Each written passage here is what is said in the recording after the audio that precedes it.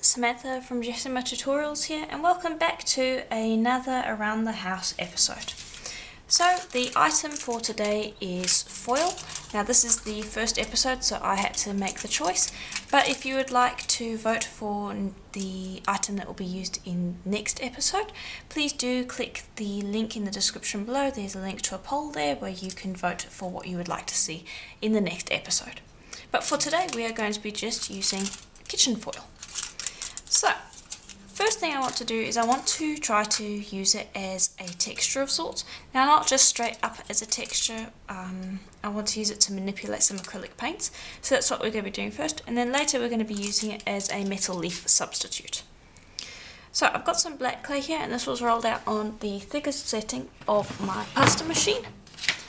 And I'm just going to give it a quick burnish, just to flatten it out. Like so. Okay, and that will do just fine. Okay, then you're going to want some acrylic paint of your choice. I'm going to be using metallic today so that it matches with the foil when I use it later. You can use any acrylic paint you want. Okay, and so I've got some copper here. I believe that's what it's called. It might be bronze. I'll have a double check in a moment. And you can see my paint's getting a little old. Let me see. This one is copper. I also have some gold, which I'll also be popping on. And you can apply the paints any way you want. I'm doing it in a way where they'll kind of get a little mixed together. And this is just metallic. This is festive red, but it's basically just metallic red. But yeah. Then you can apply it however way you want it. I'm going to be using this tool today just because I really like the way it applies paint. So go grab that, blob it on.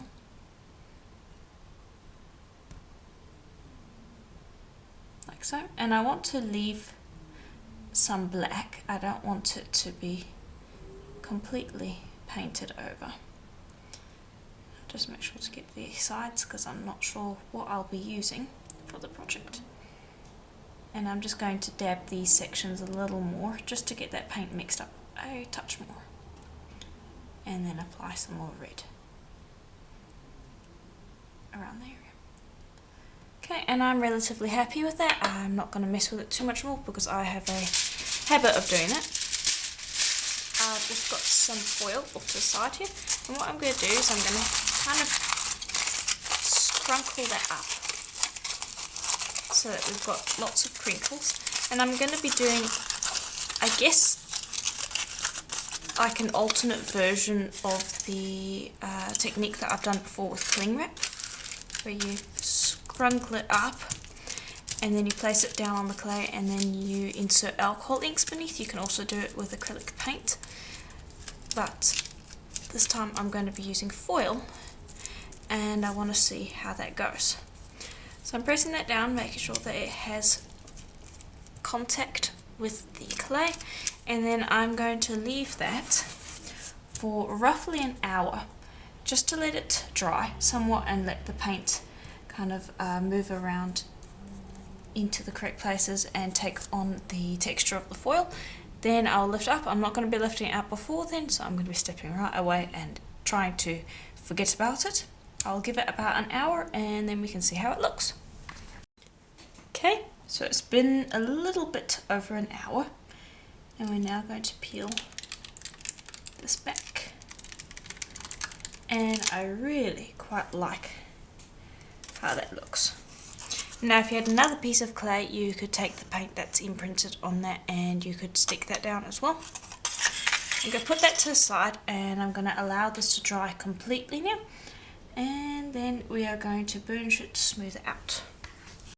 Okay, and in the meantime while that is drying, I'm just going to bring over another piece of paper and some more black clay that was run out on the same setting as before.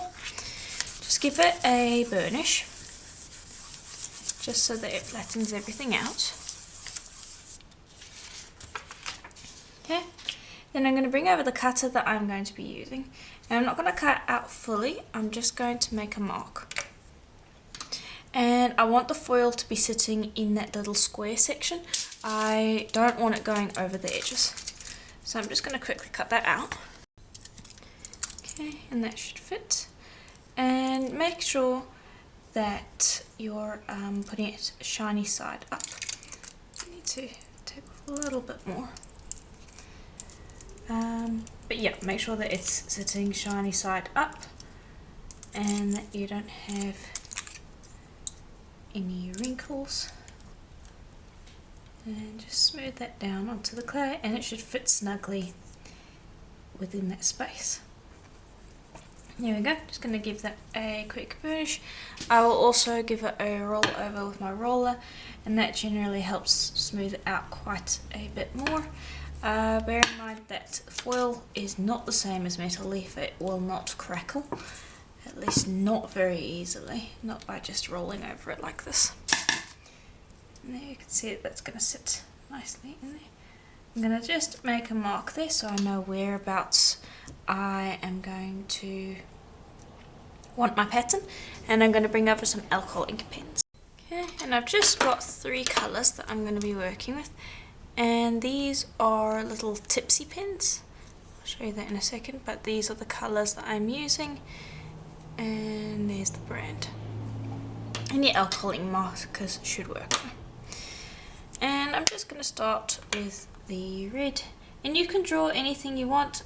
I'm going to be going with a relatively, how do you call it, abstract pattern. Just drawing over the surface however I want.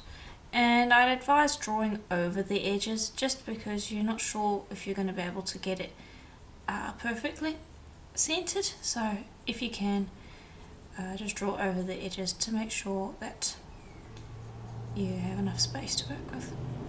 And I am just going over it a few times to layer the colour a little more. And I'll come in with my orange and actually let me use the other end since a little juicier. There we go. And I'll draw that in. No particular pattern, mixing the colours together as well. And I'm not going to be flattening this out, I'm going to be keeping the texture that I have achieved here because that's going to look quite interesting. If you don't like the texture, then you can of course flatten it out, but I think that will look quite nice and it will look very interesting under, under the resin that we're going to be applying later on.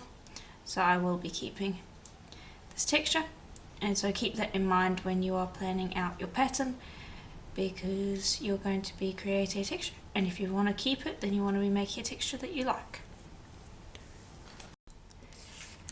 Okay, and there we go, you can see how that looks. Okay, I'm going to pop that to the side and we're going to bring over our other veneer and we're going to work with that one. Okay, and all I'm going to do is I'm just going to thoroughly burnish over the surface just to remove any texture that foil may have created, because I want this to be nice and smooth with only the patterns of the paint remaining. Okay, and there we go, that's how it looks. So then I'm going to bring over my cutter and I'm going to place that in a spot where I can see a lot of different patterning. I think that will work. I'm just going to have a look at that from all angles.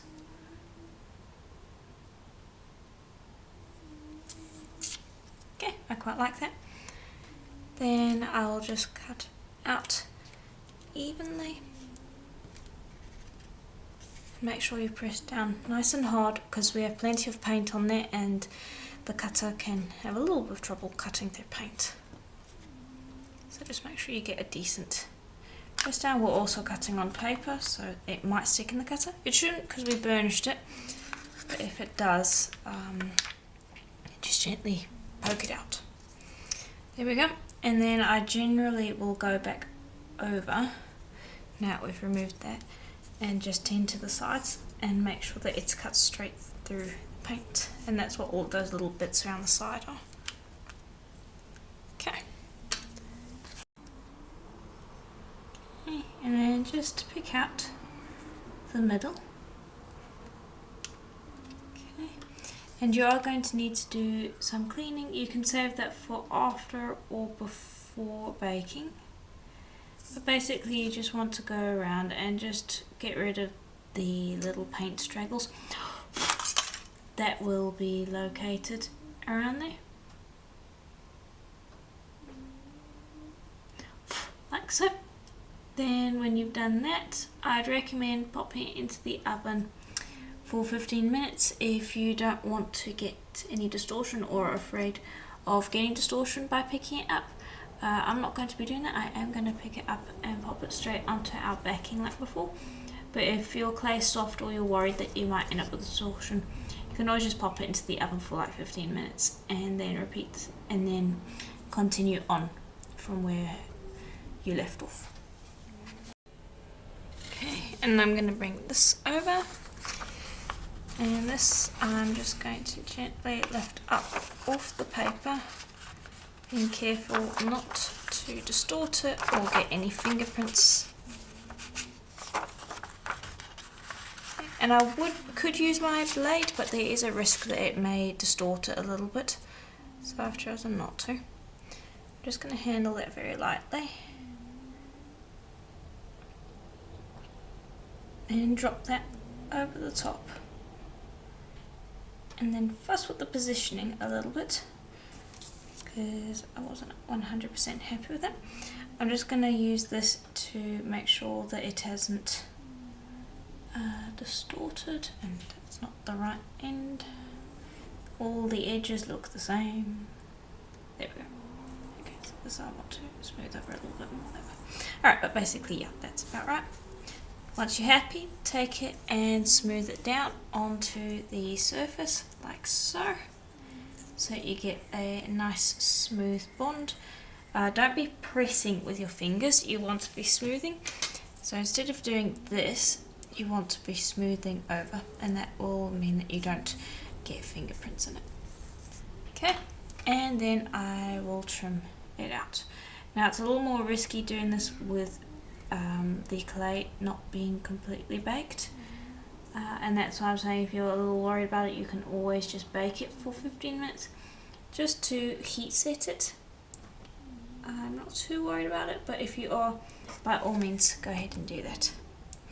But yeah, just trim it out like so. And there we go. So now I'm just going to pop that into the oven for a full hour at Primo's recommended temperature, and we're going to get it baked, pop some UV resin on it and assemble it into a pendant. Okay, and here it is out of the oven. So I've let that cool. I've not put it into any water because I'm going to be applying resin to it. And this is the resin that I'm going to be using, and we can give the sides a light sand and the back a light sand after we're done with the resin, but I want to resin it first because otherwise I'm going to have to wait for it to dry, and I am not that patient today. So I will apply the resin first, pop it into the UV lamp for about half an hour, and then we can apply our and then we can do some of the sanding.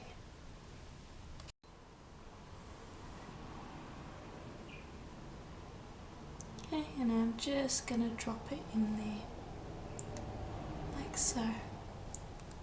And you can see there how that brings out the shine. And my resin is quite cold today, so you can see that it's flowing quite slowly. There, I'm just going to work it in there. And if you wanted to, you could just have the resin sit in that hole and you could apply gloss varnish to the outside if you wanted to. Or you could leave the outside matte, but I want to apply resin to the entire piece. So all I'm going to do is I'm just going to go around the edges and coat that in resin, and then pop that into the UV light for 15 minutes, and then when that's done I'll see if the sides need to be sanded, anything along those lines, and then we can turn it into a pendant. Okay, and here it is out of the UV light. And I'm really happy with how that's turned out. It actually kind of reminds me of glass. I might have to mess with this technique with the foil a bit more, see if we can maybe create faux dichroic glass. And I've given the sides a sand and I've given the back a sand just to clean it up. But now we are going to assemble it, and for that you're going to want a eye pin. And I only do this if your piece is relatively thick. My piece is quite thick here, so I can do it. If it's not, then you'd want to drill a hole. Okay, and I've just chosen, I want this piece to be the top here. And what I do is I just take this, and be careful when doing it. This is a little fiddly. I just create a hole and then I start twisting. Like so. And just go the whole way down.